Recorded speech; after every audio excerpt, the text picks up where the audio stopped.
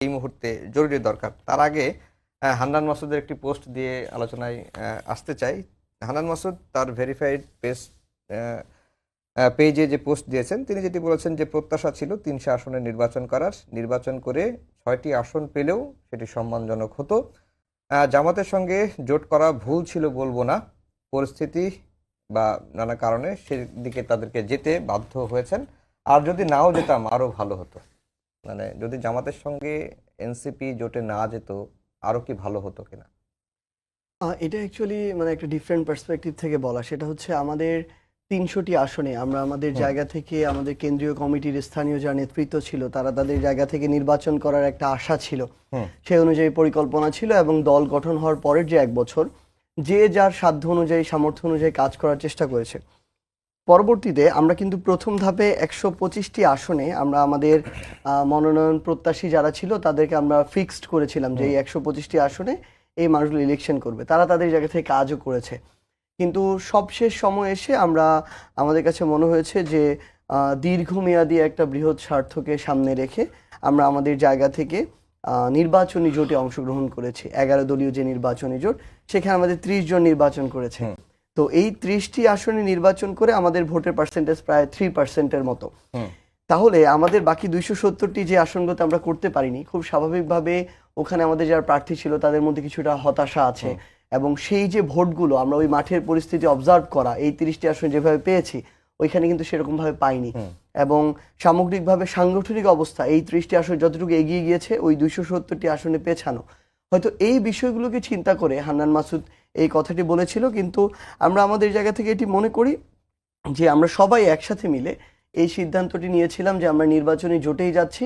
কারণ দিন শেষে আসলে কি মাঠের বাস্তবতা হলো মানুষ তাদের জায়গা থেকে তাদের এটা যেমন ঠিক যে তারা দেখে যে কোন দলটাকে তাদের ভোটটা দেওয়া উচিত, তারা তাদের আকাঙ্ক্ষাটাকে ধারণ করে সে অনুযায়ী কাজ করে।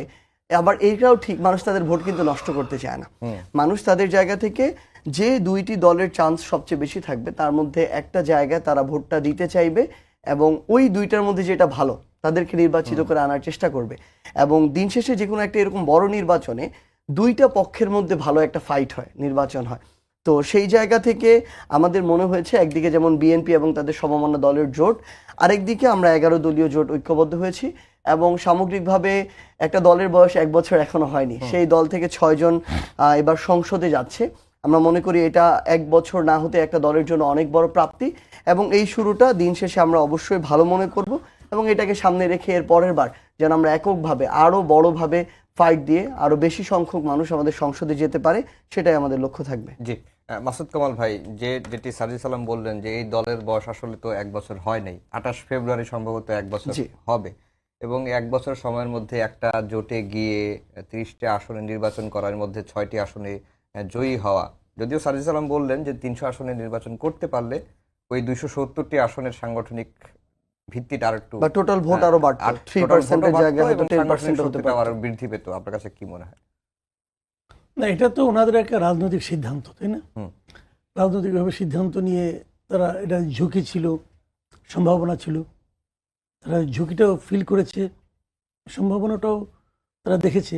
বাট আমি এই ব্যক্তিগতভাবে মানে আমি পার্সোনালি মনে করি এবং আগেও আমি বহুবার বলেছি যে আমার প্রত্যাশা ছিল তারা সারা দেশে এই নির্বাচনকে তারা ইগনোর করবে। আমার ইচ্ছা ছিল যে তারা আগামী ৫ বছর পরের নির্বাচন নিয়ে চিন্তা করবে এবং ওটার জন্য তারা যদি সারা দেশে ৩০০ আসনে তারা প্রার্থী দিতে পারতো তাহলে অন্তত ৩০০ আসনের লোক কিন্তু শাপলাগুলিকে চিনত। এখন ২৭০ আসনের লোক কিন্তু শাপলাগুলি চিনি না।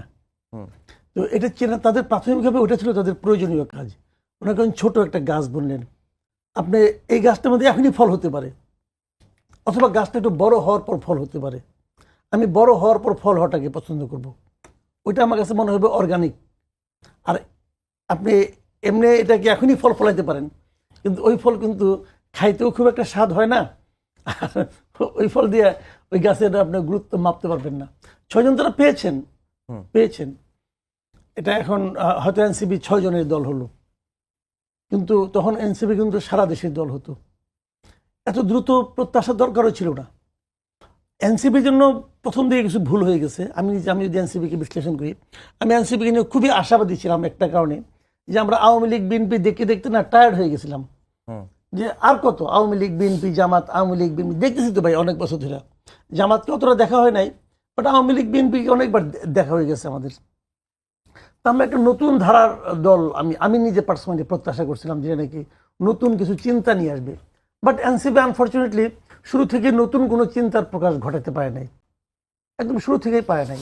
যদি পারতো তাহলে খুব ভালো হতো। এবং পাড়ার ইয়াংদের মধ্যে একটা সুবিধা কি, তারা কিন্তু যে কোনো নতুন কিছু ধরতে পারে, নতুন কিছু এটা গ্রহণ করতে পারে, এটা ইয়াংরা পারে, বয়স্করা পায় না। যেমন ধরেন আমি বয়স হয়ে গেছে, আমাকে আপনি দেন, আমি একদিন ধরে যা করছি তার বাইরে আমি যাইতেই পারবো না, আমার কাছে মনে হবে যে না জানি কি ক্ষতি হয়ে যাবে, কিন্তু এটা ইয়াংরা পারবে। তাদের মধ্যে এই ধরনের একটা থাকে, আলাদা একটা শক্তি থাকে।